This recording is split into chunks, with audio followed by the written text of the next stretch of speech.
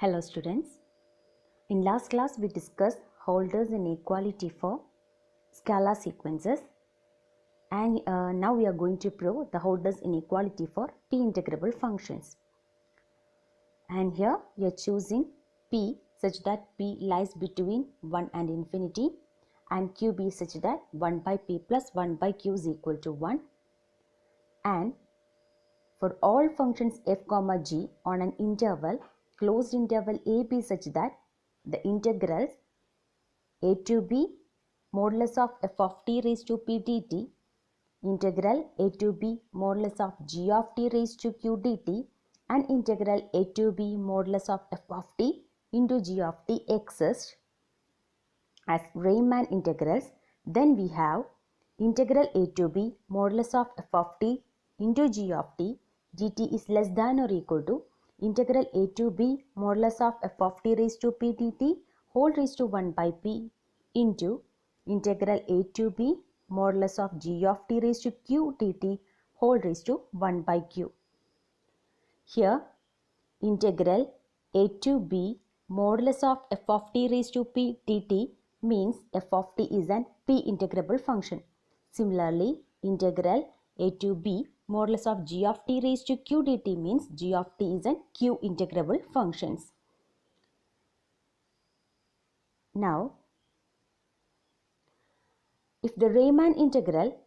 a to b f of t into g of t dt also exists, then from the inequality modulus of integral a to b f of t g of t dt is less than or equal to integral a to b modulus of f of t g of t dt, it follows the result modulus of integral a to b f of t g of t dt is less than or equal to integral a to b modulus of f of t raised to p dt whole raised to 1 by p into integral a to b modulus of g of t raised to q dt whole raised to 1 by q. Since we know that modulus of integral of a function is less than or equal to integral of modulus of that function. For the proof, we are considering a closed interval ab and the partition like this: a equal to x naught less than x1 less than etc less than xn equal to b, and we are considering delta x as b minus a by n. Now we have integral sigma I equal to 1 to n modulus of f of xi into g of xi into delta x is less than or equal to sigma I equal to 1 to n modulus of f of xi into g of xi into delta x raised to 1 by p plus 1 by q. Since we know that 1 by p plus 1 by q is equal to 1. And in the next line, sigma equal to 1 to n modulus of f of xi into delta x raised to 1 by p. Since this delta x raised to 1 by p plus 1 by q can be written like this: delta x raised to 1 by p into delta x raised to 1 by q. And delta x raised to 1 by p is joined with this modulus of f of xi, and delta x raised to 1 by q is joined with modulus of g of xy, which is equal to sigma I equal to 1 to n modulus of f of xi raised to p delta x whole raised to 1 by p into modulus of g of xi raised to q delta x whole raised to 1 by q, which is less than or equal to the following terms: sigma I equal to 1 to n modulus of f of xi raised to p delta x whole raised to 1 by p into sigma I equal to 1 to n modulus of g of xi raised to q delta x into delta x whole raised to 1 by q. By Holder's inequality, were this in Holder's inequality there are ak and bk, and in that inequality if you are substituting in place of ak modulus of f of xi raised to p delta x and the place of bk modulus of g of xi raised to q delta x, we will get the above results. And hence by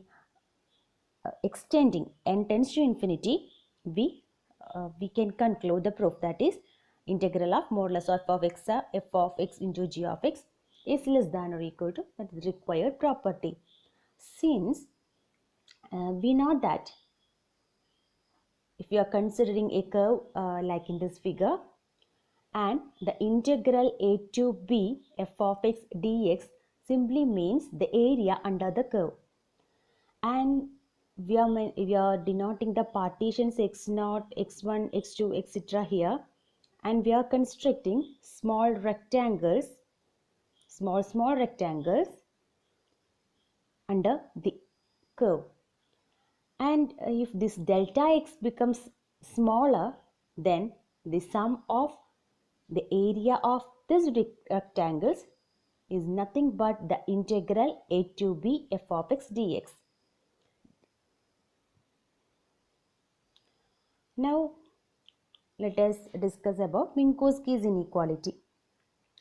For every sequence of scalars, a equal to sequence ai and b equal to sequence bi, and for 1 less than or equal to p less than or equal to infinity, we have norm p of a plus b is less than or equal to norm p of a plus norm p of b. Now here, for Holder's inequality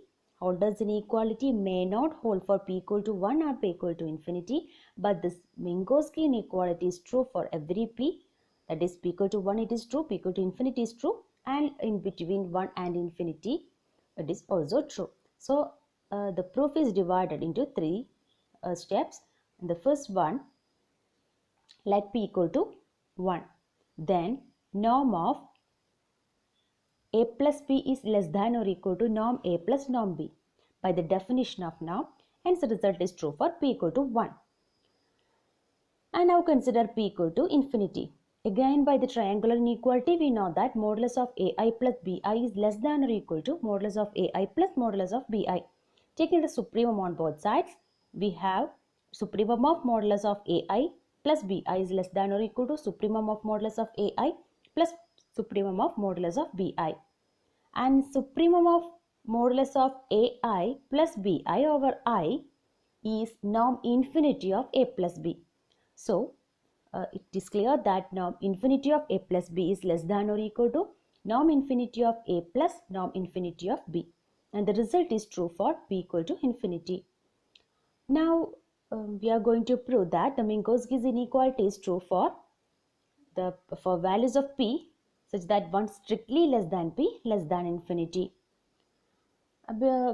Before entering to the proof, let us recall one thing. We know that thus norm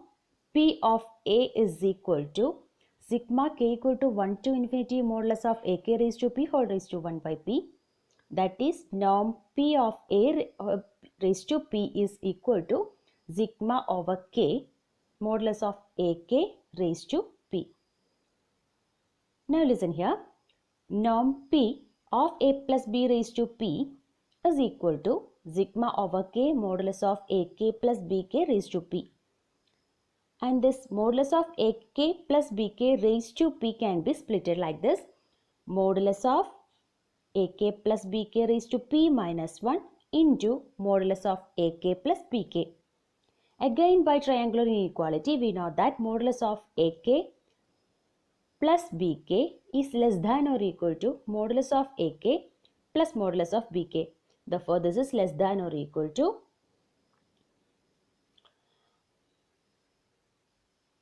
sigma k equal to 1 to infinity modulus of ak plus bk raised to p minus 1 into modulus of ak plus bk. Again, which is equal to, by distributive law, we can write like this, that is modulus of ak into this term plus modulus of bk into modulus of ak plus bk raised to p minus 1. And by applying Holder's inequality, where for the terms modulus of ak and modulus of ak plus bk raised to p minus 1, we will get a result like this.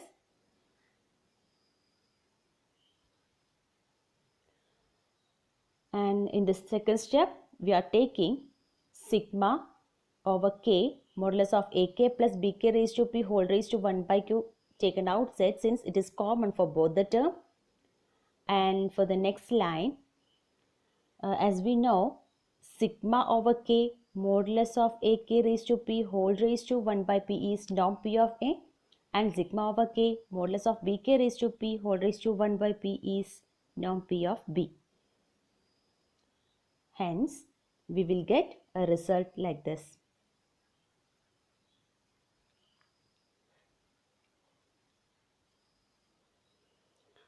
That is, sigma over k modulus of ak plus bk whole raised to p is less than or equal to sigma over k modulus of ak plus bk whole raised to p whole raised to 1 by q into norm p of a plus norm p of b. Since our right hand side is norm p of a plus b raised to p, it is nothing but sigma over k modulus of ak plus bk whole raised to p. So in the right side we have sigma over k modulus of ak plus bk raised to p whole raised to 1, and in the left side we have sigma over k modulus of ak plus bk raised to p whole raised to 1, and the right side we have sigma over k modulus of ak plus bk raised to p whole raised to 1 by q. That is, in the next line we can write like this: sigma over k modulus of ak plus bk raised to p whole raised to 1 minus 1 by q, which is less than or equal to norm p of a plus norm p of b. Hence, we have the result. Now, we are discussing the Minkowski's inequality for p integrable functions.